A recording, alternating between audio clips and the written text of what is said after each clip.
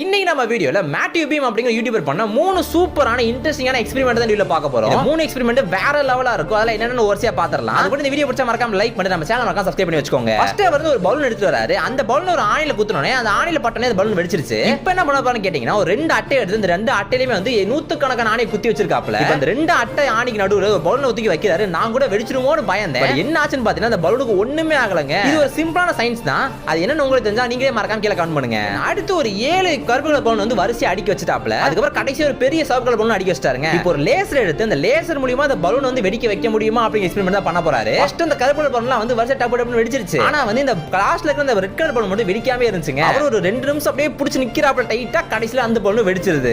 Last experiment எனக்கு நிஜமா ரொம்பவே பிடிச்சிருந்துச்சு. என்னன்னு பாத்தீங்கன்னா ஒரு பெரிய டப்பாவை எடுத்துக்கிட்டாப்ல. ஒரு வாளி மாதிரி இருக்கு. அதுல ஃபுல்லாவே பிங் பாங் பால்ஸ் போட்டாப்ல. எல்லாமே கலர்ஃபுல்லா இருக்கு பாத்தீங்களா. அந்த பால்ஸ்லாம் போட்டுட்டு இப்போ ஒரு டப்பால லிக்விட் நைட்ரஜன் ஊத்திறாப்ல. லிக்விட் நைட்ரஜன் ஊத்தி நல்லா குளிக்கிட்டு அந்த டப்பாக்குள்ள போட்டுறாப்ல.